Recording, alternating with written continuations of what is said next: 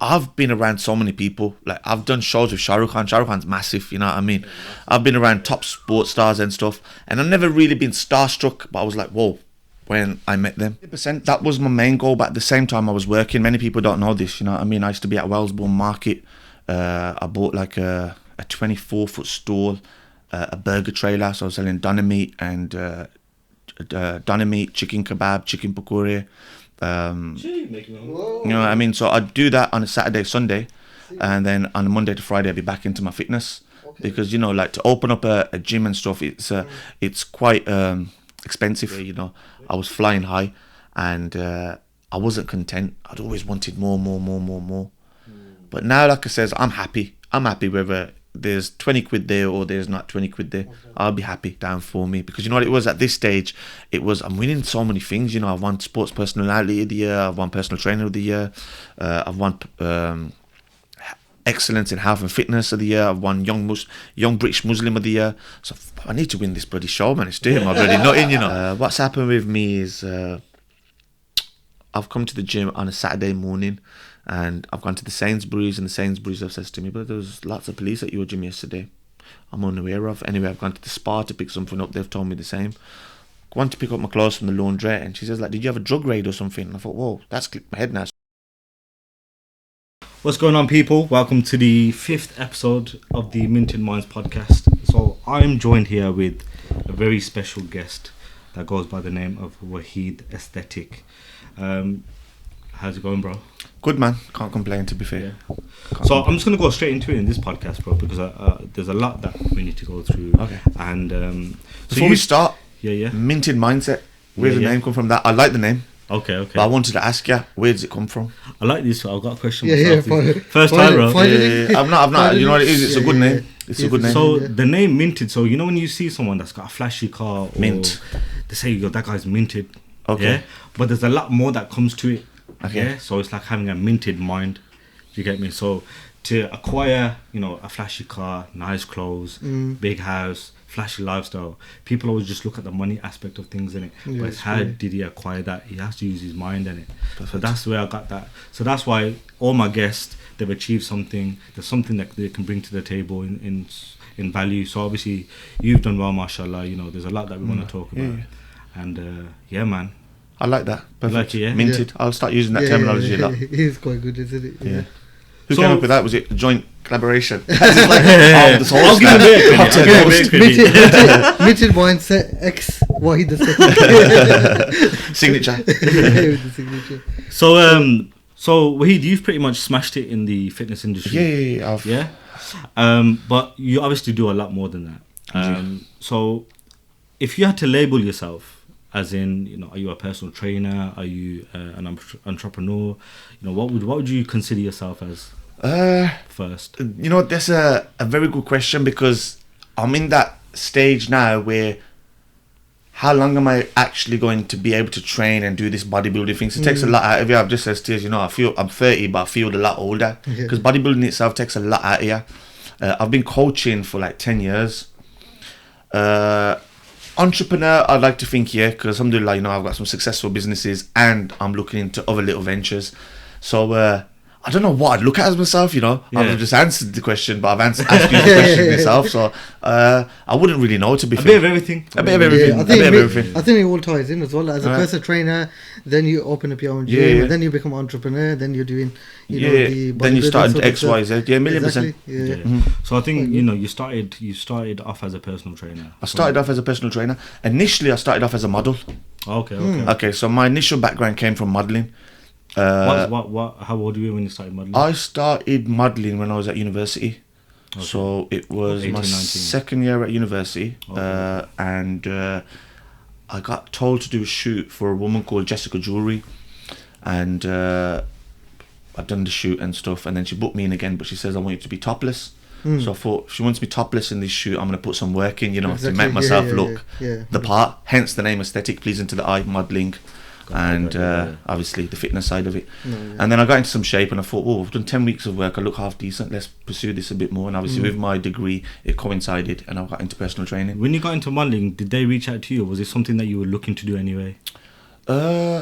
It wasn't something I was looking to do, but basically my friend, Louisa, she was a top designer. She's done designs for Zara, Topman, and she used me for one of the shoots. Oh, wow. And then from there, I've got a lot of interest.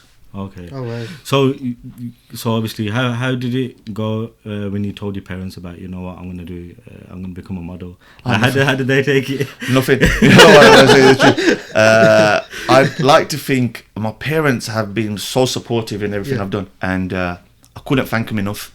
And it may sound cliche and it may sound cheesy and stuff, but you know, it was funny you say that, because you know sometimes when like auntie comes to your house and that, and they go, oh, what does the youngest one do? My mum's like, oh, he's a bodybuilder. What's a bodybuilder? And obviously she can't really show a picture. Mum don't want to look at the pictures. Does it make sense? But my mum and dad have been supportive. They've never really minded. I've done it at like I said, decent level. I've done the whole Asiana stuff. I've done Mr. England. I was the only brown face to reach a Mr. England finalist. Jeez, we're gonna definitely. So how did that feel? We're having like you know, at the time you don't really feel nothing, but you know, like when you sit back and reflect upon it, and then you feel, yeah, it was a decent achievement, man. How old were you at that point? I had left uni, so 2 years after leaving uni. Oh, after leaving uni? Yeah, after leaving uni. So at that point you knew that this was going to be your sort of thing where you want to go into like training or whatnot. Okay, so before we get into your personal training side of things and your clients and so what pushed you into that direction, let's kind of go back and so you say you're a multiple business owner. Let's come from your business aspect. So currently right now, what do you do in regards to like business? In business, we've got 2 branches. So I've got one in Smallleaf, which is the Aesthetic Underground. That's a hard, rough, rugged gym. Okay, this is like a gym, yeah? This is a hardcore gym, yeah. It's 8,000 square feet, hammer strength registered. For those of you not familiar with hammer strength, it just is, I'd say, like the Rolls Royce of gym equipment. So it's hammer strength registered. But at the same time, rough, rugged. Is this open to the public? Or it's open to the public. Okay. It's open to the public. Where was that again, sorry? In Smallleaf. Smallleaf. Then in Digbeth, we've got a boxing academy. What I've done for the boxing academy is I've got a whole lot of top-end coaches. Asghar Taya, who's Tyson Fury's coach. We've got Sean Davis, who's like a British bantamweight champion. We've got Momo, who does Head Movement TV. And I've got a few other lads that are running that. And we're just little kids' classes and one-to-ones, etc. And that's just something which I decided to do to put something back into the community. Fair. And then I've got the headquarters, which we call the HQ Aesthetic Health and Fitness Club, which is based in Sutton Coldfield. On the Birmingham Road. Yeah, I think I've been to that. Yeah, you've been to that. I went there for like about a month or two. So Yeah. Very nice gym, and you've refurbed it as well. I've refurbed it again, kept up to times, got new machines, put sauna in there. That's really good. So yeah, I've done a lot of things on that, and I really like that gym. For those of you not familiar with like obviously the area, Sutton Coldfield, Birmingham Road, it's a nice place. It's like a nice. Yeah, it's a nice posh sort of area. To be honest, yeah. So it's nice. You want to be there. Yeah. So that's like 3-4 businesses you mentioned there. So how do you keep on top of everything? So are you like a one-man band that runs around everywhere, or do you have like a good solid team? This is what I like. I love to emphasize and a lot, like, you know, like I may be like always in the limelight and stuff, but the people behind the scenes do all the work. You know, there's Maz, there's Az, there's AK. These names probably don't mean a lot to you guys, but they do so much for me. So this is your team, yeah? Yeah, this is my team. Are these like your friends or employees that you've got, or their friends, family? Okay. Friends, family. Yeah. Are they like business partners or? I'd say, like I said, what's mine is theirs, and what's theirs is mine. We work it together. Because you know, in business, it's very difficult, especially when you mix, business and pleasure. Yeah. You know, we've all heard it. You know, when you go into business with friends, it can always sometimes it can turn sour. Sometimes it can. So how have you managed to keep that good relationship with your friends, family, and mix that with business and still be successful in what you're doing? Because what I do is what they can't do, and what they do is what I can't do. Does it make sense? So like obviously it works on both sides, and they understand that. And like I said, fortunately enough, I've been lucky that we've never had. Don't get me wrong, we have many disagreements. But I understand from their perspective and they understand from my perspective, and then it always tends to work. Makes sense. Be fair, yeah.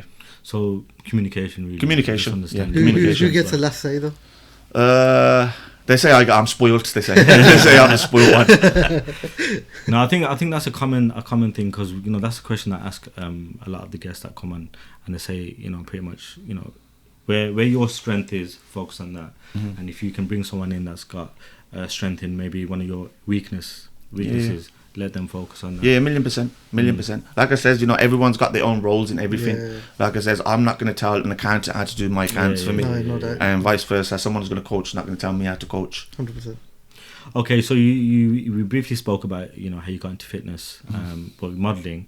So if we bring it back, so you were a model, you got approached to become a model. So was this before you even thought about going into fitness or anything? This was before I thought about going to fitness. Bear in mind, I was studying sports exercise science at uni. Okay. I initially got to uni and I was thinking, is it for me? Is it not for me? But then as I got into my second and third year, I started to love it. That self-learning stuff, and I really started to enjoy it. And then what I started to learn in there, I started to put it into practice. Okay, yeah. And then I thought, whoa, this is actually for me. Done my course, started running the gym at university. What gym was this? Newman University College. Oh, so the gym at the uni. That gym at the uni, yeah. I started running that. And then from there, I got a job at a gym in town, Ballantyne's. Okay. And then I moved to a gym in Moseley, which later on, and that's when I started doing my PT and etc. And then I opened a personal training studio. So what gym was that? Were you working there or? I was working there. Okay. And then as I was working there, obviously I took the upstairs floor and you turned into like a PT studio? I turned into the PT studio. Okay. So you got into fitness, you move around different gyms. So, I'm assuming at this point, 100% your sort of focus was more driven to become a personal trainer. Was that the goal at that point? Yeah, 1,000,000%. That was my main goal, but at the same time I was working. Many people don't know this, I mean, I used to be at Wellsbourne Market. I bought like a 24-foot stall, a burger trailer, so I was selling doner meat and doner meat, chicken kebab, chicken pakora. Gee, making me hungry. Whoa. You know what I mean? So I'd do that on a Saturday, Sunday, Serious? and then on a Monday to Friday I'd be back into my fitness. Okay. Because like to open up a gym and stuff, it's quite expensive. When did you decide that you wanted to open up your own gym? Like, for someone to think about opening up their own gym, they have to have a certain level of ambition. Because, there's some people that will do something and they're happy just working. Come 5 o'clock, whenever you finish shift, they can go home and go about their thing. So, like, for me, example, like, I've always wanted to have my own business. I've always had that drive and ambition. Is that in your case? Like, did you always know that you wanted to have your own business? Yeah, always. I kind of knew that, to be fair, from the offset. I wanted my own place. I wanted my own place. And you know what they say, like, once you have your own office, it's a different kind of statement. Yeah, 100%. Does it make sense? Come to my office. Yeah, That's my place. You're in your own comfort zone as well, isn't it? So it's better. And if anything, it takes you out your comfort zone. Yeah. Because now that bills got to pay. Bills have got to be paid. Rent has got to be paid. There's wages have got to be paid. So it really brings out it brings out your character. To be fair, it's like you're put in a corner. Now you have to come out swinging. Yeah, there's no other way about it. So Yeah. you've got bills to pay and whatnot. And I remember I was watching one of your, I think it was on YouTube or something. He was talking about the first day you got your own business account. Whoa, what was that like? Yeah, like it may not seem like a big thing, but I remember, going to the bank. This is my business, and they give you, them little check-in books. Yeah, and the it says, yeah. and it's Aesthetic Health and Fitness Club. And I was so happy to see that with my card, and it says Aesthetic Health and Fitness Club Limited. Why was that so significant for you? Because that's, like you say, it's a very small part of but it means so much at the same time. Yeah. Do you know what I mean? What do you think that is? Without sounding bad or disrespectful or putting anybody down, like my surroundings at the time and stuff, like, I'm gonna open a gym. Boys are like, whoa, don't get me wrong, they was supported the full way, but to see it was like. Yeah, okay, man. so was that the first step to actually seeing something in action? Yeah. So I feel like it's coming to life. You like more or less. That's it. You're seeing it now. It's in person. And then when I got the place, really which place is this then? The first one, the one in Moseley. Also, this is the one in Moseley. The first one we got in Moseley. So we got it, and obviously clients are rolling in. So alhamdulillah, everything was good. Luckily, not luckily, but at that time there wasn't many personal trainers. Remember, they were talking a while back now. It's not many personal trainers, and at that time I had an advantage because I'd studied at university. So them times, heart rate monitors were unheard of, I was doing skin fold calipers with the Harpender scale, getting 99.9% accuracy in terms of fat. So I was really going all out. I started working with some top end athletes, some boxers from MTK, and then I signed with Asiana as an official health and fitness guru. So Asiana is obviously UK's largest magazine. Okay, so you've decided that you wanted to open a gym, and you've made your first step. you've opened your first gym. You said you when did things really start hitting it off for you? Because you know, to become a personal trainer, you know now, like, everyone's a personal trainer. You know, we already know that. You look on Instagram, everyone's a personal trainer. So everyone's an MUA as well. So you were saying at this point, when you decided that you wanted to become a personal trainer, there weren't many around. Is that what you're saying? Yeah, there weren't many around. There wasn't many around. So what pushed you to become a personal trainer? Because I know at that point you was into your fitness, you enjoyed what you were doing. So to become a personal trainer, was that your first step into making what you love into a career? Yeah, 100%. That's what I enjoyed doing. I enjoyed the whole fitness side of it, and I thought, you know what, let's try do this. But don't get me wrong, it wasn't always apples and pears. Like, you know, getting clients, paying for stuff, you know, like social media. Like I mentioned earlier, I was doing YouTube videos about 9 years ago, and you know, to get content made then was quite a bit, and you know, getting like picture made, professional photographer and stuff. What year are we talking, just to put it in context? 2012 I graduated, so 2013. Okay, so 2013. 2012, I think 2013. Instagram was slowly starting to come that's about. when it started. 2012, 2013. Yeah. And it made them times it used to be Facebook and YouTube. Yeah. So then, and you know, to have that sort of to do them sort of things then was quite difficult, but luckily, like I said, I had a good network with me, so I'd train someone and I'd say, you do my social media for me, so that would be done. So it's like bartering, isn't it? Yeah, Didn't Lisa Vogel told us about that as well, innit, about it. So you do something for someone, and in return you use their skills. And that way you can, if you haven't got the funds especially, so it's a good technique to kind of grow. And then it started building up from there, and then same, like I was starting to struggle with accounts. I had a client who's an accountant, you help me with this and I'll do that for you. Alright, perfect, wicked. Works from there. Really and then with my background for modelling, I was how can I say, I had good friends who were professional photographers, etc. So in terms of getting pictures and stuff done, it was always good. And then started the whole YouTube, some motivational videos. Who did I work with then? I worked with a company called Sema Suprema. Okay. And they was actually doing like shoots for Katie Price at that time. They were doing a little documentary for her. So yeah, that was quite good, to be fair. And I enjoyed it. And like I said, from there the clients started rolling in. How did you know that that was the right thing to do in regards to putting yourself out on YouTube and social media? Because you know, a lot of people, especially people that are involved in business, they like to take that backseat and let the work talk for it. And so you knew it was important to kind of put yourself out there, put yourself on YouTube, and like you said, you started making YouTube videos a very long time ago. So what kind of made you make that decision? Like, what pushed you? How did you recognize that making YouTube videos is going to be beneficial to you as a business? I'd say that goes back down to university days, simply because when I was at uni, you know, you learn business in sports or business in leisure, and it was topics in there would say, you know, like market yourself and how to market yourself. And at that time, what is in it? Social media in it. So put two and two together, let's start marketing myself, whether it's for YouTube or Facebook.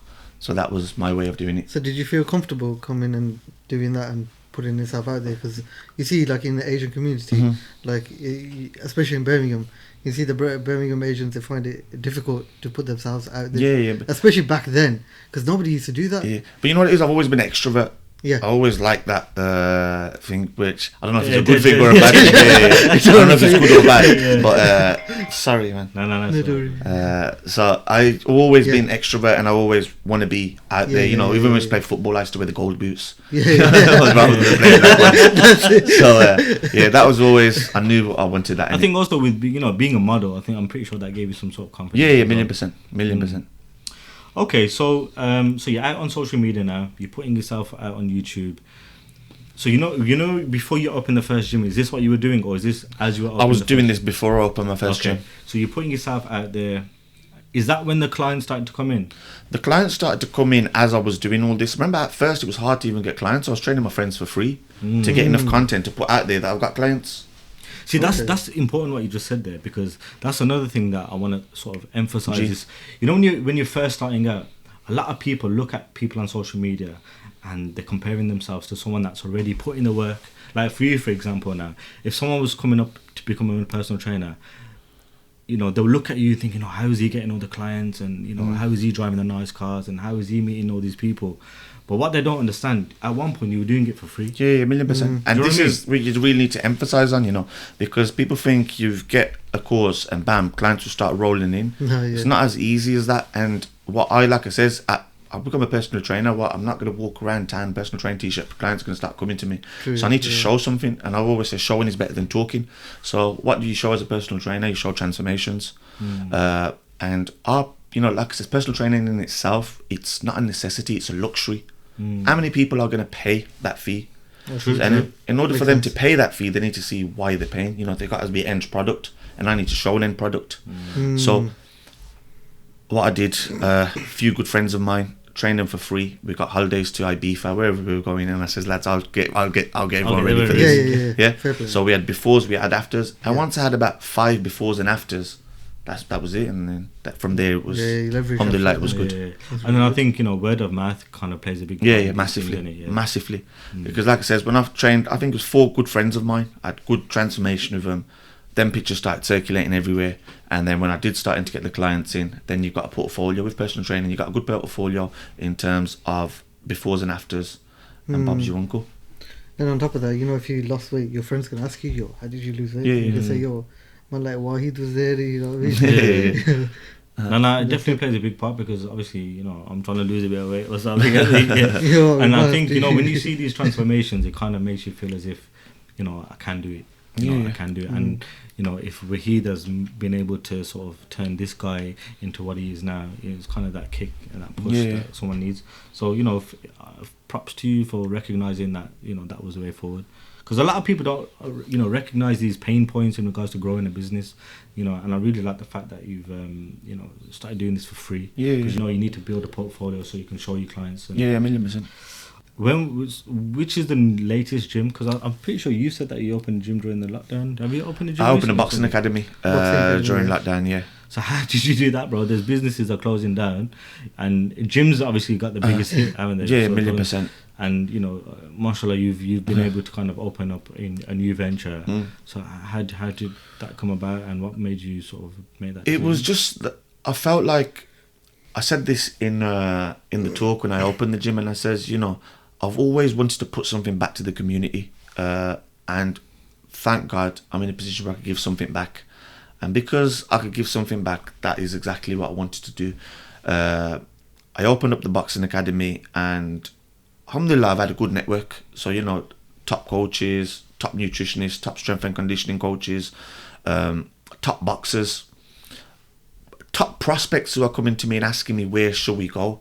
So I thought, rather than sending them there, why not just open up the hub myself and bring everyone in one place? You know, so when boxers are coming to me and saying, give me a hand in terms of, you know, where should I go for my nutrition? How can I do my social media? What can I do?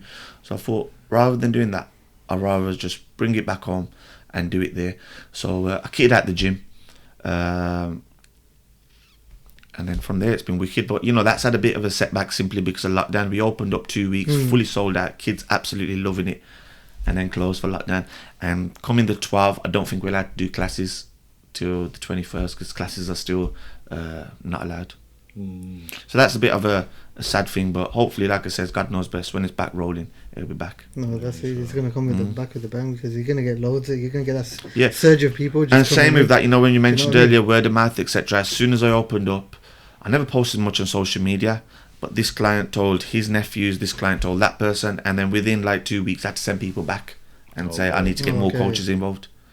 That's like a good problem to have. I have to get more coaches involved. So do you have like personal trainers underneath you? There's lots. Bear in mind, because I actually thought it was just you, because I've seen you've got like a Swench gang in your gym. They do their own thing, and like I said, very successful, and they're doing brilliant. No, we all work together. A lot of people mention this, can you work with personal trainers, etc. For me, like I said, what they bring to the table, I bring to the table, two completely different things. They're brilliant at what they do, and I'd like to think I'm good at what I do. And who's going to go to them won't come to me, and who's going to come to me won't go to them. It's one of them. Same with personal trainers as well. It's a bit of a rapport, personal rapport. It's one of them. I actually done a diploma in 2000 and late 2016, early 2017. It was at Aspire College where I taught my own qualification, a level 3 diploma in personal training. And under that qualification, I think about between 50 and 70 people qualified as personal trainers. From that, they've gone in their own little routes, but obviously I broke down in terms of how to get clients, how to do the marketing side, and the basic fundamentals. of what you're doing. Because what tends to happen now is a personal trainer will tell you, and this is not me being, putting any personal trainer down or anything, but you can't go to a gym and make someone feel sick, and that's necessarily a good session. Does it make sense? I could say to you, do 100 burpees, and you'll be absolutely screwed after 50. But what's the purpose behind it? Yeah, every action should have a purpose. Why we're doing it, 100%. And this is why I'm a firm believer. I've given that behind, and obviously I implemented that with the people I do.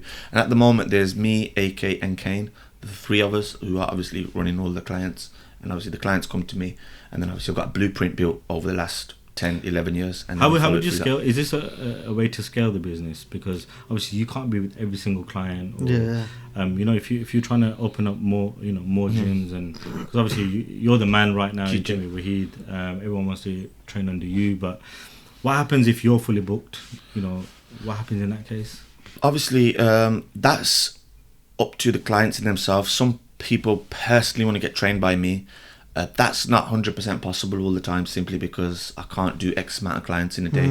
But remember, with me, over the 10 years, there's so much data collected, and there's a blueprint built. So if you've not lost weight by this routine, then you surely got to lose it like this, because X, Y, and Z will say it. And then that same blueprint, that same plan, Kane or Akil will follow that through. Okay, cool. So you've opened your first gym at this point now. You're starting to get clients now. When did it really explode for you? Okay. Like is there like a moment where you thought, what, I'm doing well? To be fair, I had a big massive downfall from there. To be fair. Okay. So, and you know what the worst thing is? This is a touching story, and why it's important. Why I mention this to you is because at this stage I wasn't practicing. Bear in mind, my body's covered in tattoos and stuff, and I was only Muslim by name, and I really used to live that lifestyle. Bear in mind, I'm 22, 23, and I'm exposed to a lot of money. I had M3 private plate. You're thinking you are the man. I've always said, this is where I got close to the Sheikh. So obviously I go to Bisakub Shami on a Friday, and it's a mad story, So I didn't even want to go Saudi, but at that time, like I said, I was young, I was naive, I was exposed to a lot of money. Nice cars, nice places, nice watches. You think you're Tony Montana. And I think that's normal at that age. That's that's all. It's part of growing up. Yeah, of course. And I'm glad I've got it out of the system at that age, and I'm not doing it now, and it's done then. But same thing. By no means I'm glamorizing it. So either way, that happened in 2017, and bear in mind at this stage now, I'm working for the Pakistan consulate. So they've invited me, and they says you work for them. They've put me on board. So they says health and fitness side of it. So if I see anyone with potential, I could speak to them, and they could start funding them. Right. Does it make sense? So I've seen you, and I think, you're a potential good footballer. All right, wicked. I can't do this, so can you help me? And they started helping me. So there was lots of perks to the job, and I was really enjoying it. This was late 2016, early 2017. And then, I've made the wrong decisions in business, and I've literally lost everything. Gym's gone, and the wrong decision was I made friends with the wrong people. I trusted people which I shouldn't have trusted, and regardless of that, I had a whole lot of gym equipment worth up to anything between 180 to 200,000 pound worth of gym equipment, but no gym. Oh shit. Oh, okay. But no gym. And like I says, at this stage I wasn't spiritually strong, but either way, this is where I've got so much respect for a friend of mine, like my brother Maz, and he says we're going to go Saudi, and this is embarrassing to say, at that age I don't know how to do ablution properly. I don't know how. It shouldn't be like embarrassing. I don't know how to. I don't know how to pray, but this is something which is very important, because our society is made to believe we should know this. But where are we supposed to ask these questions? How are we supposed to know this? Either way, I threw myself straight in the deep end, and I'm going to Saudi Arabia. How old are you at this point? 24. Okay. 24. Yeah, 24. And I'm going to perform pilgrimage Umrah. So I'm thinking it's a holiday. Is this because you were kind of like at a low point? Nah, it's had nothing to do with that. Okay. I was just, to be fair, my ticket was booked for just say the Friday, and up until Thursday I thought, I'm not even going to go. I'm not even going to go. You just wasn't feeling it? I wasn't feeling it.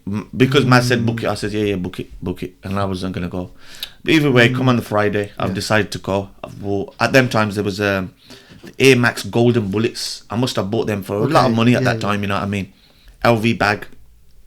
Nice watch. I'm going to Saudi, what am I doing? But I don't know, does it make sense? Either way, I've gone to Saudi and I've had a slight glimpse and a slight look at Sheikh Saqib Shami. Bear in mind at this stage... Oh, they were there as well? They were there at the same... We were at the same airport before we've got there. But bear in mind, at this stage, the names were mentioned to me because I'm a cousin and mutual friends, etc. But I've never really spoke to them. So you knew of them? I knew of them, yeah. And anyway, I've got to Saudi, got Turkey. You know, you put the ihram on Turkey. Ihram, yeah. So obviously, Maz is teaching me this is what you do. Da, da, da. So I'm really trying to get into it. Come out from Turkey, I've lost my bloody suitcase. I've lost everything. No way. I've lost all them flashy things I've took with me, and the only fucking guy was my passport, and Maz had it on him.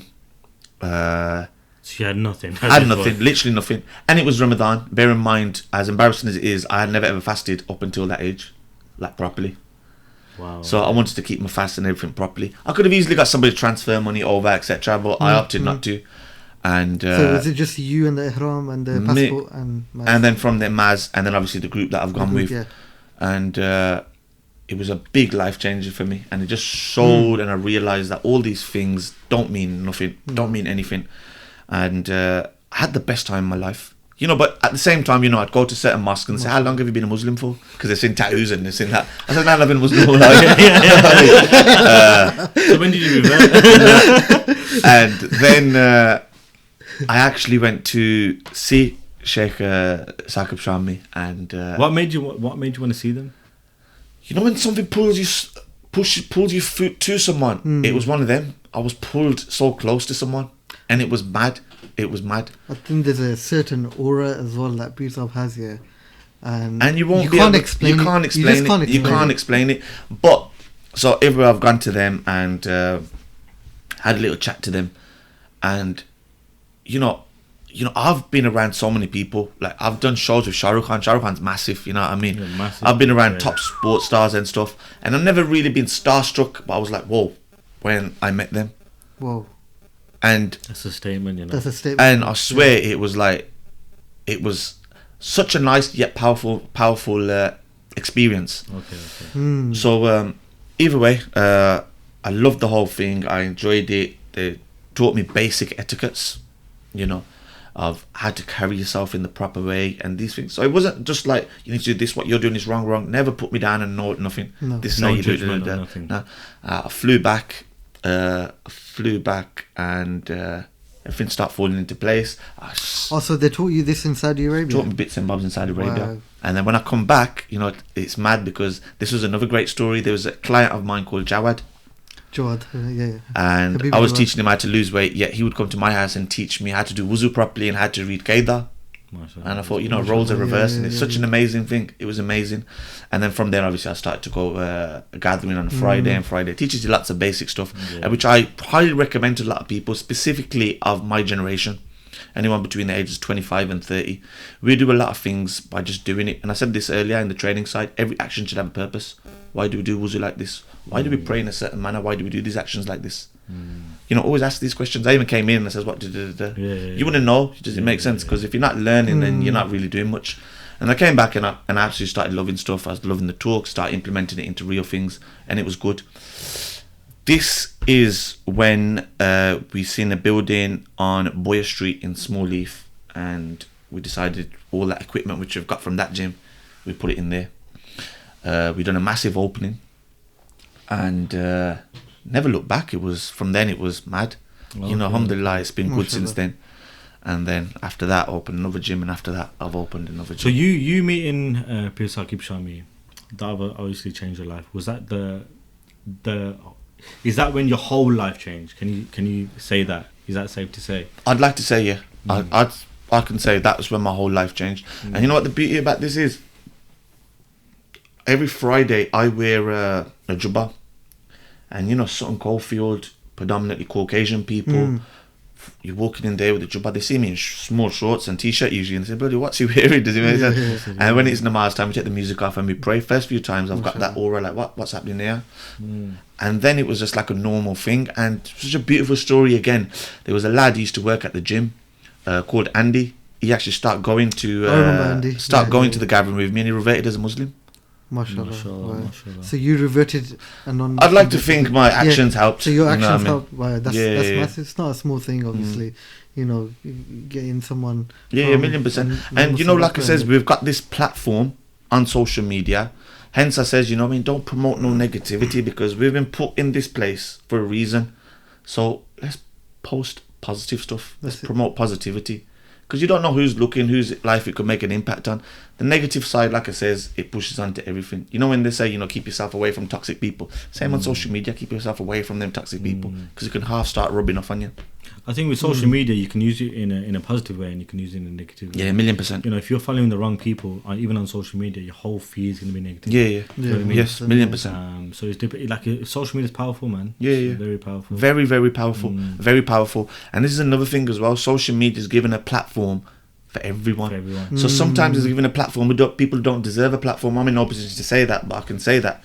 Like I says, there's people on there who have got a white belt, but they're preaching like the Bruce Lee. And we don't know what's right or wrong. This is where I say ask questions.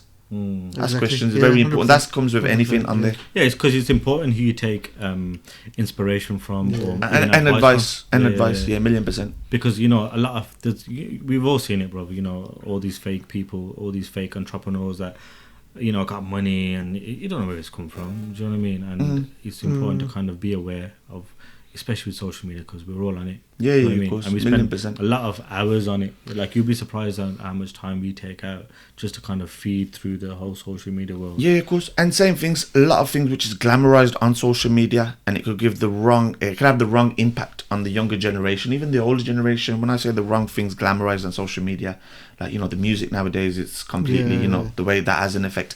And then you see certain people, you know, glamorizing certain motor vehicles, certain jewels, certain this. And don't get me wrong, I've been a victim of it myself, but now slowly I've become conscious of it and start not doing that because it could have a negative effect on other people. This is my opinion, so it's not gospel, so anyone could take this and not. But you know, when you put certain things on there, and someone else might, I'd love to have that, but I can't have it. Put down on them. Does it make sense? No, 100%. So I try not to do that. But then it could inspire people as well. So it can have both ways. It can have both ways. I think it's like you said, it's important, and it's with what intent are you putting But this? like out it says, it could inspire or it could put people down, but it's all dependent upon what you write underneath it as well. Yeah. And Does if it it's make talking sense? Islamically as well, it can give you nazar as well, like a bad eye. Yeah, You get certain 100%. people It's that like just you know, get, with the youngsters, there's nothing wrong with having a nice car. There's nothing wrong with dressing nice, but as long as you know, like, what did they say? Don't have it in your heart, but have it in your hand, so you can control these things. Like, don't fall in love with these Yeah, things. because there's stuff that is in your heart you can't control. Stuff that is in your hand you can control. You can control. Big up Habib Jami, because he's the one who taught me this. Yeah, I like that one. I heard that one before. Yeah, so it's important that you can control your feelings and control your emotions, and that's what I think. Yeah, I remember in one of your Q&As, you mentioned briefly about what success means. So could you elaborate? So what would you say is someone that's successful? Like, you know, what does success mean in your own words? You know, this coming from me, it might sound like, well, cliche, it might sound cheesy because you know, you've got X amount of gyms, you're all right. You can easily say, yeah, being content. But for me, definitely being content is a success. But looking at it from another perspective, people might say, yeah, it might sound cliche or cheesy. He's got the gym. He's saying that he's got a motor, he's got a what? Yeah. You know, people will say that. But for me, it's definitely being content because, you know, like I says, like I at a stage where, you know, I was flying high and I wasn't content. I'd always wanted more. But now, like I says, I'm happy. I'm happy whether there's 20 quid there or there's not 20 quid there. I'll be happy. Like, because I think that's part of growing up, to be fair. no, Yeah. I think that I'm speaking like I'm 75, you know. You know, I felt like I've learned so much. So you know what? No, because obviously you're coming from a perspective that, from a financial perspective, from a business perspective, you know, mashallah, you to a lot of people you are successful. You've achieved a lot, and you're only 30. I know you say 30 is quite older now, but I think 30 is the new 20. Yeah. So you know, mashallah, you've achieved a lot. So a lot of people will look at you, think, you know, he's smashed it, you know. But then it's nice to, you know, hear that, you know, regardless if you put that to a side, you're happy regardless. When Yeah, you yeah. get £20 or you Or got, if you like, don't, yeah, million %. yeah. But like I said, I'm fully grateful. I'm grateful for the awards. I'm grateful for the trophies. I'm grateful for, you know, the nice things. But without them, would I still be content? I don't know. I'd be lying to say, yeah, I'd be happy without them. I probably would have had more drive towards them. Yeah, yeah. You know what I mean? And probably lost drive now. But yeah, I'll use that question in me now. Probably lost drive now. So you think you ever lost drive then? Nah, I haven't. Because there's still lots of things I want to do yet. Yeah. There's still a lot of Okay, things I so want what's to do. next for Waheed Aesthetic? Waheed Aesthetic, there will be a gym opening abroad. Okay. Whether that's in the Middle East or whether that's in Asia. We are looking into things. So you're going international. That's a level. Inshallah, really. that's the plan. So you're thinking about Pakistan or specifically, or is it like Dubai? Pakistan and Dubai we've looked at. We've looked at both. Middle East and Asia we've looked at both. MashaAllah. We have looked at both. So when are we thinking that's going to be? Next 5 years. Next 5 years. Next 5 years. Next 5 years. Anything within the next 5 years. You know what I mean? That's really good. So I'll put it on Instagram that you're coming onto the podcast, and I asked a few people, you know, what questions do they want to ask you? And one of the things was, how do you stay motivated? Yeah, so I've always said that motivation is like a temporary emotion where you can't just rely on motivation. You gotta build up your discipline. So even if you don't feel like doing something, you gotta keep pushing and you gotta keep doing it. You know, you've achieved a lot. You know, and even going to the gym, working out, and achieving certain results, you have to kind of put in the work. So how do you manage to kind of, even when you don't feel like it, you know, you wake up, and we all have those days where we don't feel like it. So how do you push through those days and get up and show up? For me, it's a routine. Don't get me wrong. Obviously, I say there's times when I don't want to get out of bed, but I still get up. What would the reason be behind that? It's routine. It's routine. And the days I feel like that, remember, I'm human, so take the time off. Take time off. Don't kick yourself so much in terms of being this person. You know what it is like now? Workaholic, workaholic. Like now is, you know, like no days off, and you see this lots of social media. No days off. I'm a gorilla. I'm a lion in the gym and all these sort of things. Don't sleep. Sleeps for the week. Sleeps for the week. I'll sleep when I'm dead. See what we listened about Jeff Bezos. He said that as well, innit? He said, limit your. What did he say? He said he was talking about quality of.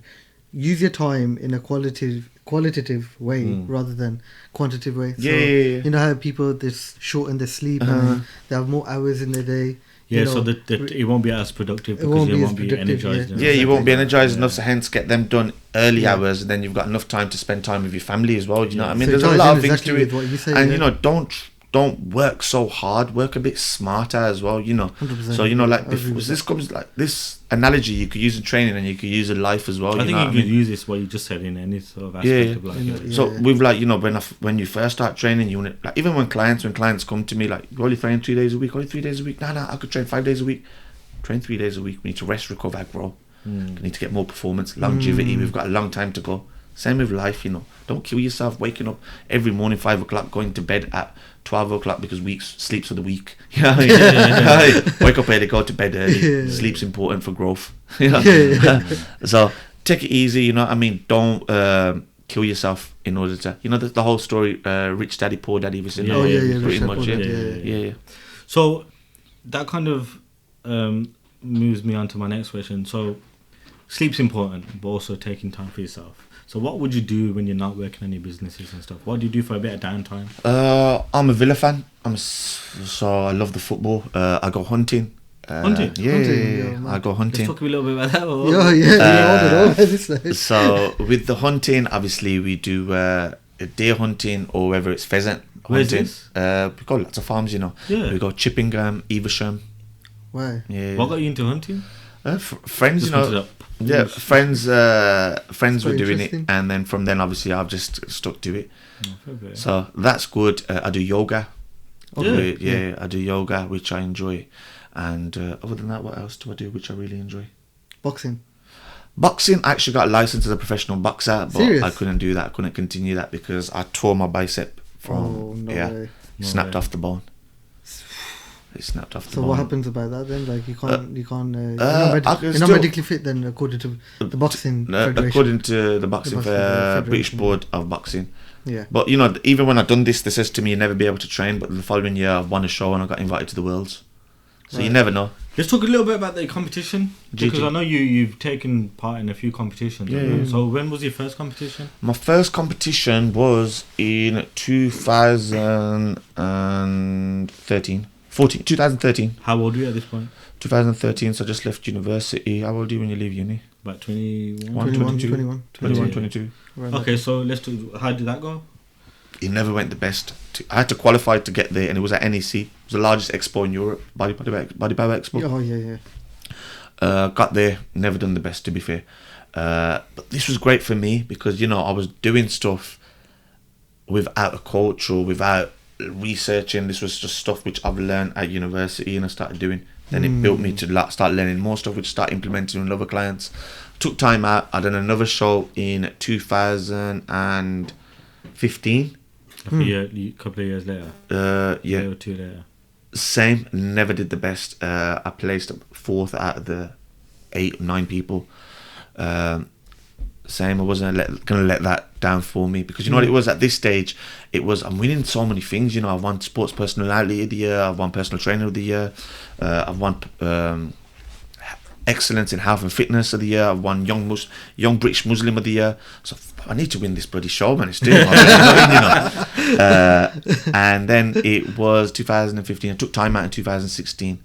And then 2017, when I had moved into my new gym, end of 2017, early 2018, I threw myself straight in the deep end, a world championship, FMC, and I won muscle model, and I won inked muscle. So that turned stuff around, to be fair. That was good. That's major. So 2 competitions down, you didn't really do so great, but you didn't give up, and you pulled it through on the third one. Yeah. And then after that, I had a lot of recognition there from Pakistan, etc., because it was like a good show. Lots of news channels, ARY, Geo, all these sort of things. And then from there, I did a show. The following year, I went into boxing, got my professional license in boxing, took boxing training on. Then I got an injury, and I did a show the next year, and I won that one also in classical bodybuilding. And then I did a show this year, just gone again, and I won that also. Oh, fair play. Yeah. Winning on winning. Yeah. Mashallah. I like it, bro. Very Perseverance in it. You can 1,000,000%. And, you know. And to me, that was good for me, because obviously I'm getting clients ready for bodybuilding shows, so obviously you've got to practice what you preach, and I wanted that on my list. So now you've got that credibility, and you've been there, done that, you've showed that you can be the best. So if I'm telling you to do X, Y and Z, you know I've been through it. I'm not just telling you to do it. Well, fair play. If someone's starting to looking to start their own business, you know, what piece of advice would you give to that person?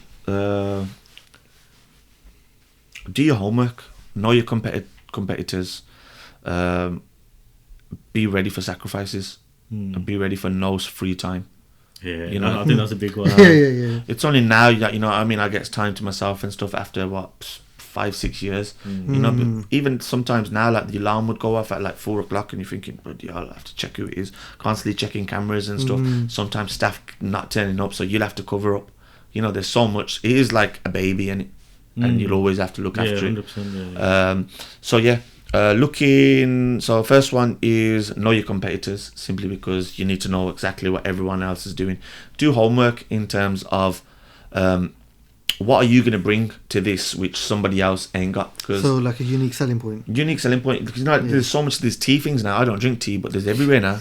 The Joshua, Karak Chai. There's lots, Chai man. Wala, Chai Wali. Chai Wali, yeah, there's lots. Bloody biscuit and chai. I've seen lots, man.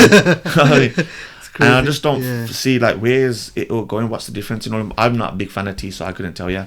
But same with the gyms. Like, you know, when I looked at the gyms, I started looking at unique points and what I'm gonna do. I put sandpit in my gym at one stage. And people said, "What are you doing with sandpit?" That's quite unique, to be fair. So I done that in there, and that was obviously the whole training with resistance on your feet. So I couldn't put swimming pool in, so I did sandpit. So that was quite good. Which gym was this? In my first gym. In Moseley. Yeah, in Moseley. So you knew you had to be different. You have to 1,000,000%. Or if you're not, then don't skip no corners. Because a lot of people want to put everything in there, but then they start to skip the corners. You skip corners, you lose the edge, and you don't want that. Oh, I like that one. Okay, so don't skip no Quote corners. of the day try to do everything to the point, even if that means it's not going to plan. Yeah. Remember, not always it will go to plan. And don't think opening a business is going to bring so much money into you. I said this in one of my videos before as well. You know, you're exposed to so much money, you know, but then bear in mind that money's not yours. You need to have management over that money. 100%. There's rent to pay, there's bills to pay, there's wages to pay, there's stock to pay. Then you need extra money for a rainy day. Coronavirus. You know what I mean? Coronavirus. Prime example, you know, so many gyms and so many businesses have gone bust. Alhamdulillah, if I didn't save up for a rainy day, I would have been one of them people. No, I know certain people, they had like a high turnover. You know what they say about the turnover is vanity and revenue is vanity and profit is sanity. Yeah, that's it. And I had this one guy that I knew, and he had like a crazy turnover, but he had like hardly any profit. No margin. And I'm like, what are you chasing around for? You know, just for the turnover? You're telling everyone you're turning over £1 million, and you've got like hardly any profit. So you see that quite a lot these days. No, it's mad because it's true what you said. Because even Thornton's, the chocolate, they've had to close all their UK stores. I've seen that earlier. That's mad. I've seen it earlier. Thornton's, you'd think like they've got enough to kind of ride through the wave. Yeah, I've seen it earlier.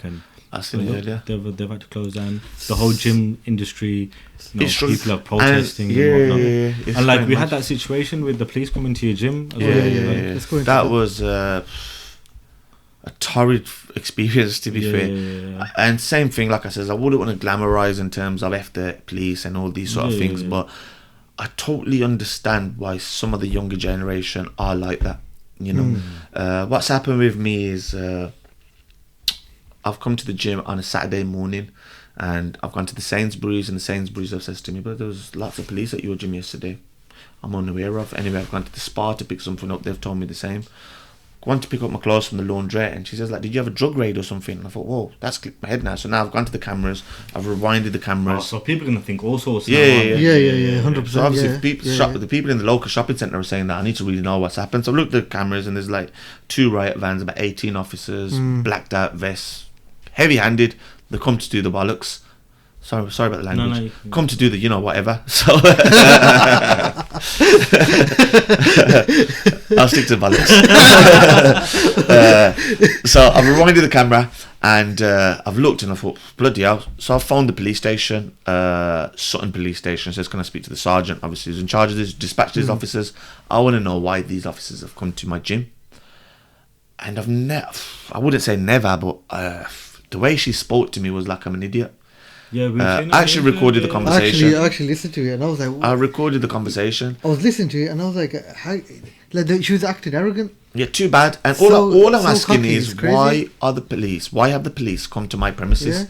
And she's not telling me. So I'm trying to explain to her. I'm saying, if the police came to your house, you're going to know why they came to your house. Exactly. Yeah. So just say you're at BMW, and you've gone home. The showroom's closed. The police have landed there at 10 o'clock. You're going to come in the morning. You're going to say, why did the police come?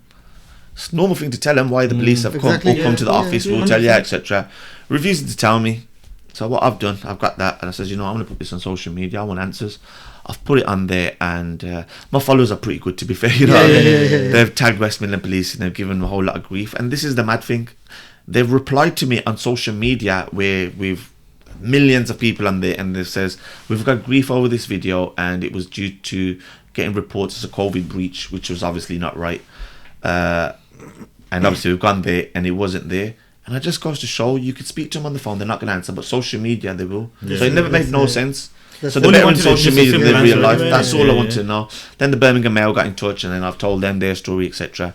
And that's it. I still ain't got an apology off them, to be fair. They knocked on the wrong door, really. Yeah, I still ain't got an apology off them, but it is what it is, isn't it? Yeah, that's mad. So did they, COVID, has that affected your business as well? Yeah, massively. Remember, gyms are closed, so personal training, gym membership, everything, it's just nothing. Absolutely nothing. And you hear about these grants and stuff. Don't get sucked into what you see on the news. They'll say 18 grand. They give you like 4 grand. That don't even cover my rent in one of the gyms. You know what I mean? So where's the rest of the stuff going to come from? It is tough, but God knows best, and we ride it through it. Yeah. Alhamdulillah, yeah. Okay.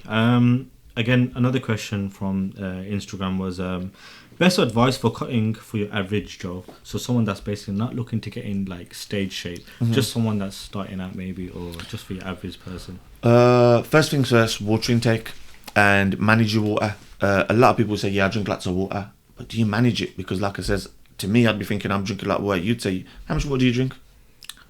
That's it, I'm done now for the day. How much do you drink? I have ups and downs, but really and truly, I'd say probably, if I'm being really honest, probably like one of them a day. If I'm really, and I know probably that's not enough. Yeah, but a lot of people would say I drink lots of water, but then you ask them how much they drink, and they'll say, yeah, about 3 of these bottles. That's like 1.5 liters, but technically you should be drinking about 3.5. Oh, is that how much? Yeah, Oh. 3 Is that for 3.5. just the average Joe? That's for your average Joe. 3.5 liters of water a day. Well, obviously it's gonna Right. flush out all your toxins. It's gonna flush out all your excess water, which needs to be in your body. Water gets rid of water, and remember, 70% of your muscles are water. So first things first, water. Second thing is train smart, not hard. I've said that before, because a lot What of do you people. mean by that? Yeah, what do you I'll mean by give you a prime example on this now. So obviously to lose fat and to get shredded. that? I need to take notes. A lot of people Listen carefully, my brother. a lot of people, what they'll do, they go on the treadmill and they'll blow on there for an hour. Wicked, I've sweated a lot, I've done good. Yeah. You ain't actually burnt any fat. What you've done is just burnt them carbohydrates. Carbohydrates is obviously the food you've ate, which is some sort of fuel. What you want to be doing is working at 30 to 40% of your maximal heart rate, which in essence is a gentle brisk walk. That is what burns fat. And do that for 30 to 45 minutes, and you're actually targeting fat. Anything more than that, you're going out the fat burning zone and you're actually hitting the carbohydrates. So same thing, this is where I say train smart and not so So hard. if you're running or jogging on the treadmill, you're actually burning the fuel that's giving you the energy to do that, Yeah. rather than actually any fat. Yeah. Whereas if you're going for like a power walk, would you say a power Power walk? walk, yeah. And And like when I I say said- 30 to 40%, obviously we've got these Fitbits and everything Yeah, now. obviously, And if yeah, that's not thingy, give yourself a number between 1 to 10, 1 being easy, 10 being hard. Keep it on 3 to 4, 30 to 40%. So what about HIIT training then? You know, when people advocate that. HIIT training, like it says, when the terminology used there is shredded. So when you want to be shredded, you want to show muscle. Yeah.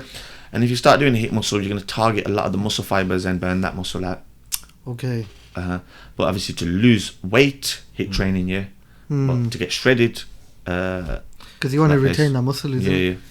yeah. Okay. That's a few sick tips, bro. I like Yeah, those yeah, tips, man. I think we've already been through that. What pushes you to work out after a busy day and feeling tired? I think you already mentioned briefly. It's my job, innit, I suppose. Yeah, it's part of your career, isn't it? And you know, another if you thing didn't is, do it, like- you can't be worried. It's like, and the same thing is, like, you know, like, and it's a scary time for like a lot of people. Like, you know, if I never had access to train at the gym now, I'd be going mad. So imagine all these people like me who don't own a gym and they can't train. I think that's why all these people are protesting.